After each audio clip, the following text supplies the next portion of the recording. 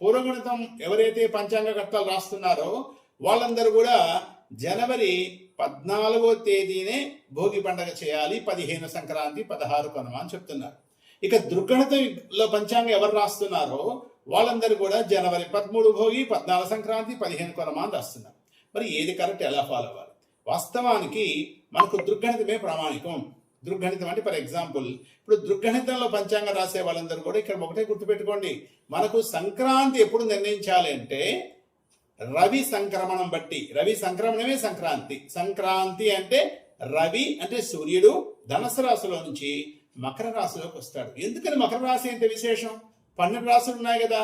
అంటే మకర రాశిలోకి సూర్యుడు ప్రవేశించితే అక్కడి నుంచి మనకు ఉత్తరాయణ పుణ్యకాలం అంటాం, దేవతలకు సంబంధించిన కాలం. ఆ ఉత్తరాయణ పుణ్యకాలం ప్రారంభం అవుతుంది కాబట్టే ఇది ఇంత విశేషం.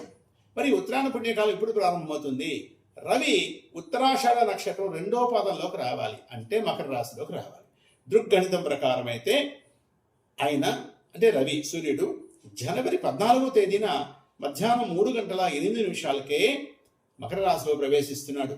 మరి అలా ప్రవేశిస్తే ఖచ్చితంగా 16 గంటలు మాత్రమే పుణ్యకాలం ఉంటుంది కాబట్టి సూర్యాస్తమయం లోపల పుణ్యకాలం అయిపోతుంది కాబట్టి ఆ రోజే అంటే 14వ తేదీ సంక్రాంతి చేయాలి, 13 భోగి అనేది దృగ్గణిత శాస్త్రవేత్తలు చెప్తున్నది. అదేమో 100% కరెక్ట్.